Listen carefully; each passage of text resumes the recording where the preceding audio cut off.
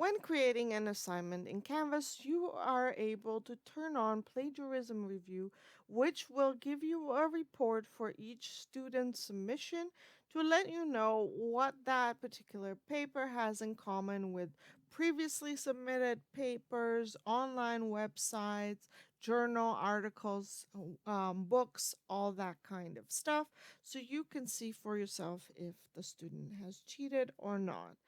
In order to do this, when you are creating a brand new assignment, you can set up all the other information, the name, the prompt, the points, what kind of submission it is.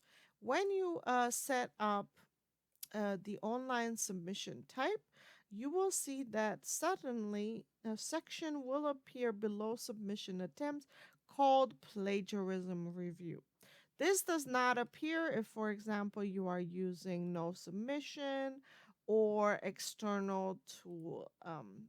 Those are not enabled. But as soon as you choose online um, and have file uploads as a type of submission, you will then immediately get plagiarism review as an option to turn on. Of course, by default, this is set up as none, so it's turned off. To turn it off, on, we click the word none and then choose turn it in. Once we do that, it will load the default options, and we're going to go over some of these as you can change them however they fit your use case. So we can choose what to compare against. By default, it compares against previous student submissions, website content, journals, and publications. Obviously, it would be best to leave all three on, but if you find a use case where you might want to turn one of these off, please do so. You have that control right here. You just click the check mark and that will turn it off. The similarity report can exclude certain items, for example, bibliographic materials, so that it will ignore the bibliography. You can also set it to exclude quoted materials. So if you're expecting your students to include a lot of straight quotes out of journals or publications, then perhaps you might want to turn this on so that those do not get flagged. You can also exclude small sources, and you can also enable grammar checking, and it will give you a full report based on ETS eraser technology. Whatever you choose, you can also click to the left of Save as Default Settings so that it remembers your preferences. And next time you create an assignment and turn on Plagiarism Review, it will pull up the exact same settings as before. The other significant setting here is when do you want the report to be shown to the students, or do you even want the report shown to the students? By default, the report is shown to the students immediately, as it says right here. But if we click the word immediately, we can see three other options. One is after the assignment is graded. So, for example, if you decided that a student had copied too much from previous work or journals, then you can have that reflected in the grade and your comments, and can also choose to have after the assignment is graded, they will be able to see the report so they can see for themselves what exactly the plagiarism review found. You can also set it up to show to the students after the due date. So that means that they are no longer able to submit on time. They are aware of exactly what's going on, what did the plagiarism review found. You can also choose never to show them so that it is only for your use and your eyes only.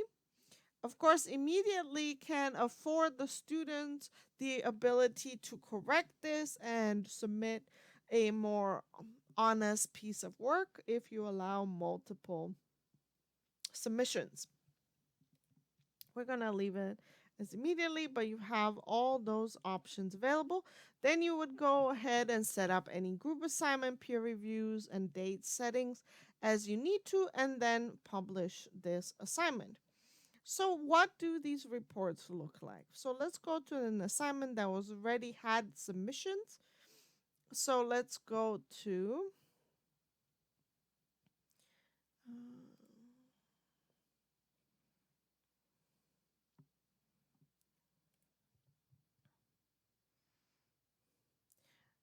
okay, so when I'm looking at the grade book, you will see that for assignment number 2, I have these blocks of color to the right of the boxes. One is green up here and one is red.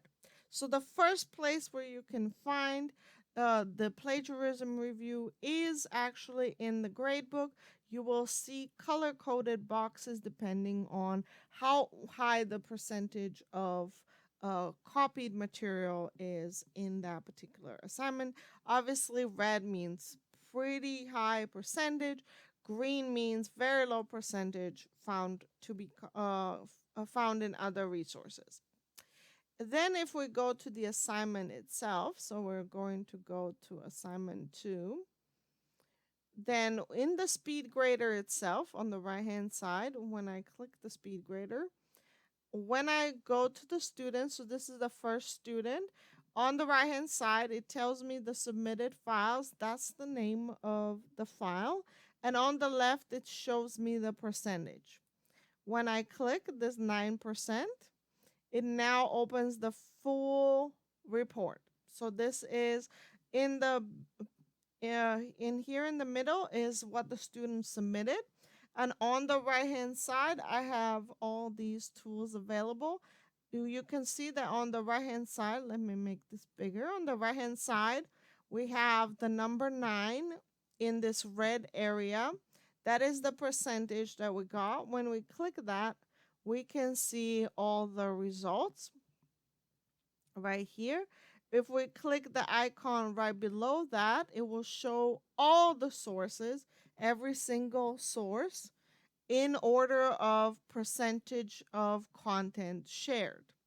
So this particular here is from pastebin.com, an internet website, and it has found 10% in common. This is a very short essay, and you can see that it found a couple of sentences in common.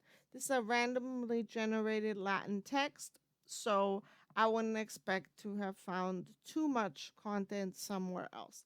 Then if I click on the next source at 8%, then there's similar sentences, but fewer are from maven.io and etc. We can see the entire list of where we have items in sentences in common, words in common. When you click on any of them, it will highlight the exact words or sentences that are shared in common with that source. So this is how you can see the report. Now, if I close this and we go to a different student, I'm going to go to student 4. Now you can see on the right hand side it says sample essay 1. This has been previously submitted by me. It says 100% and it's with a red background. When I click that, it opens up the report again, and we can see on the right hand side it says 100. When I click that, it opens up the name of the source where we're sharing 100% of the text, which is of course a previously submitted piece of work submitted by a student from CSU Northridge. That was me.